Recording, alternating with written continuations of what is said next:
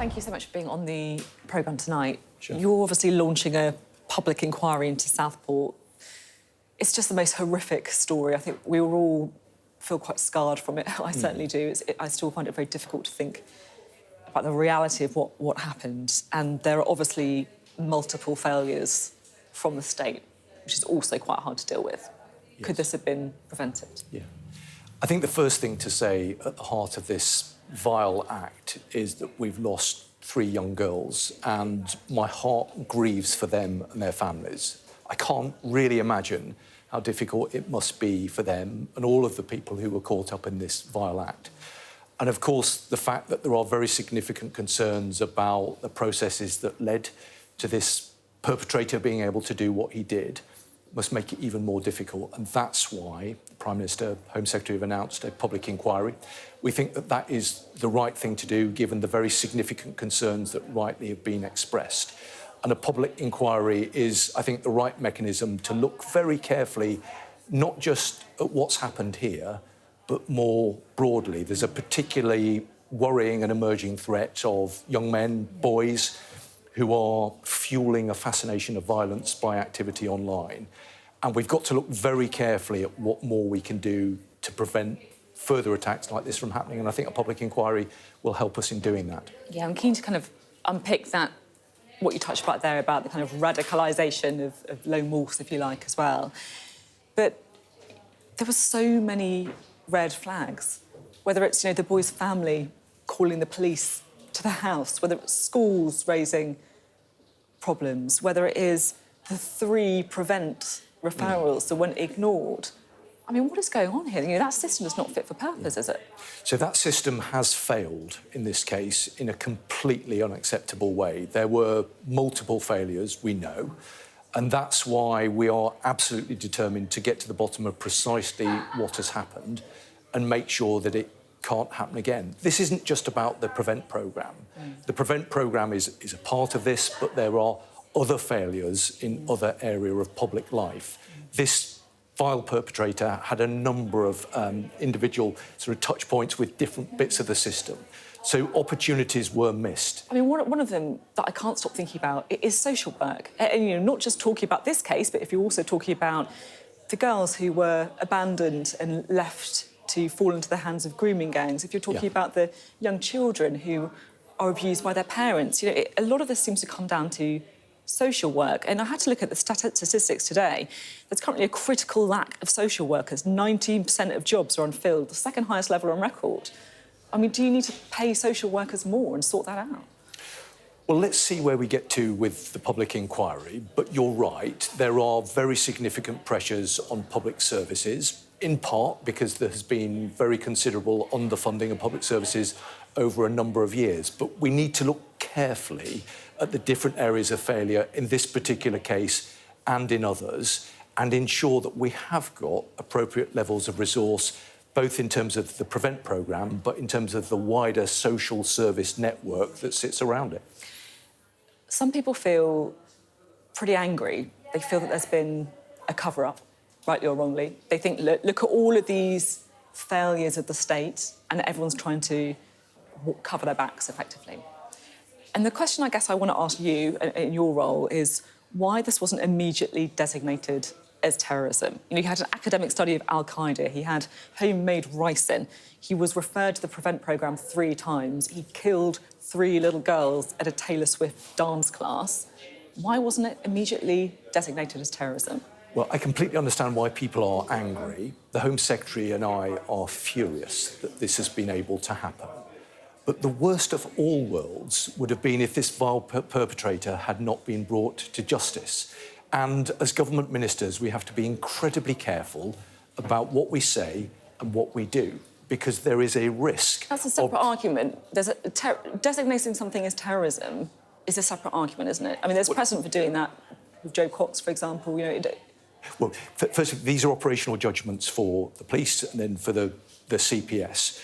As ministers, with ongoing proceedings, we had to be extremely careful not to prejudice those ongoing proceedings. The worst of all worlds is if we'd said or done anything that left us in contempt of court, that might have allowed the vile perpetrator to get away with these heinous acts. If we had done that, we would rightly never have been forgiven. And it is, I think, frankly, quite irresponsible that some people chose to play politics with this. They must have known and understood, certainly we explained it to them, that there were very strict legal limitations about what we could say. Who are you talking about there? Well, there were certain politicians who sought to, and I'm not going to name them because I think that wouldn't be appropriate. But Why wouldn't it be appropriate? Well, don't you think if you're making an accusation, you should be direct about who you're talking about? Well, What are you talking about? My style and the way that I do my politics is to rise above these kind of attacks. But there were people who behaved in a way that I think was reckless and irresponsible. They knew that we weren't able to give a running commentary on events. They knew that these were judgments that were made operationally by the police and the CPS. They must have understood that we ran the risk of subverting legal proceedings, which could have left us in contempt of court. Who are you talking about? Well, there were politicians and there were commentators, and certainly there was a lot of commentary online that made allegations about the Prime Minister, the Home Secretary and myself that we were seeking to cover matters up. That is completely untrue, totally unfounded. We did everything that we possibly could to try and make sure that the police had the resources to conduct the investigation, but we were not able, rightly, for legal reasons, to give a running commentary on the process. Do you think that reckless behaviour, in your words, helped to fuel the riots? Well, I think that people have to take responsibility for their actions, and words have consequences. The Prime Minister, the Home Secretary and I, we did the right thing. We made sure that the resources were in place, and we were incredibly careful to ensure that we did not land ourselves in contempt of court.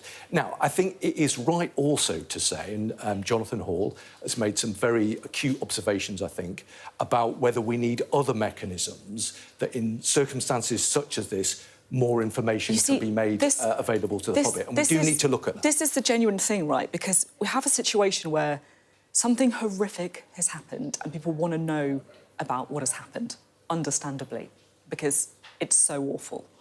The Prime Minister knows the truth of the case, but he can't say it. The police know the truth, they can't say it. Some journalists know the truth, they can't say it. And yet other people can put out untruths.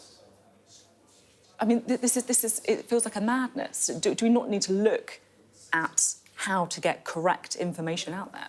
Absolutely. We do, and we are. So why isn't the Prime Minister talking about that today, then? Well, I think the Prime Minister did, to be fair, the Prime Minister did specifically mention that. I think clearly we had to ensure that under the legal framework that we operate, we didn't say or do anything that might have led us to be in contempt of court. But Jonathan Hall, the independent reviewer of terrorism legislation, I think has made some helpful observations that under circumstances such as this, there does need to be a mechanism whereby more information could be put into the public domain. I think he's right about that. I think that is a very fair and reasonable critique of the situation that we found ourselves in. And that is why the government, working with the Attorney General, the Law Commission, will look very carefully at what more we could do should we find ourselves, heaven forbid that we don't, but should we find ourselves in a similar situation in the future. Keir Starmer said today, we must ask questions that must be far-reaching and unburdened by cultural sensitivities. What kind of cultural sensitivities does he mean? Well, I think we will always need to make sure that we get to the truth without fear or favour. And I don't think that we, as ministers, have, frankly, any kind of cultural sensitivities around these kind of issues. We just want to make sure that the framework is in place to keep the public safe. Where that falls short, we need to look very carefully, and we will, at why it did, and make recommendations about how we can do things more effectively in the future. It sounds like he's saying that he believes that in some cases questions have been asked burdened by cultural sensitivities. Well, there is no room for cultural sensitivities. What do you mean by that? Well, it was your question to me about it. Yeah, but I'm just asking what, because I'm using the words that Keir Starmer said, cultural sensitivities. I'm asking you what that is. Well, I don't know, in the sense that I'm completely agnostic to any of that. I'm not interested in the kind of the cultural background of the offender. All I'm interested in is keeping the public safe. I don't care where they've come from. What I'm interested in is how we can prevent people from conducting the kind of attacks that we saw in Southport. And it doesn't matter to me what their background is or what they're about. I just want to make sure that we've got the framework, the procedures, the resources in place to prevent that from happening. I guess the question is, do you think that the institutions of the UK are culturally blind, or do you think they treat some cultures and some backgrounds differently to others? Well, I think that is a very reasonable question for the public inquiry. I think the public inquiry provides an opportunity to look at these kind of issues, but the government will be very clear. We are not going to be swayed by cultural sensitivities. All I'm interested in as the National Security Minister is making sure the police and all of our operational partners have the resources they need to do what is a very difficult job. Let's not pretend any of this is easy. The nature of the threat that increasingly we face here in the UK and elsewhere is complex and changing, and it's the job of government ministers and of the government to make sure that our partners and that the police have got the resources. And we will be unstinting in terms of making sure that they've got the resources they need to do that most important job. Now, of course, we've touched upon it, but the awful incident, the deaths of these 3 little girls, sparked riots over the summer in more than 30 different places. And I spoke to Andy Haldane today, the head of the Royal Society of Arts, and he spoke about a sense of discontent, distrust and a questioning of multiculturalism. And he said the immediate response has done nothing to heal those societal wounds. There's been a willful blindness because sometimes it's been difficult to question the cause of multiculturalism without being accused of somehow being racist or xenophobic. Do you agree with that? I think it's an interesting point of debate. I think it's entirely reasonable and acceptable to express concerns about the nature of our society. That is part of our democracy, and of course, people can and should be able to express those concerns and have their debate.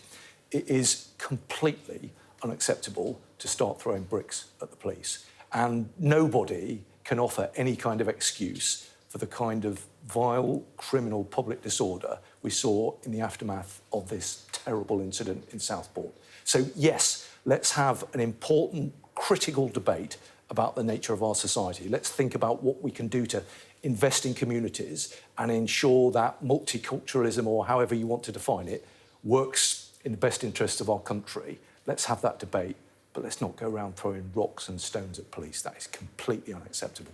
OK, thank you very much. Thank you.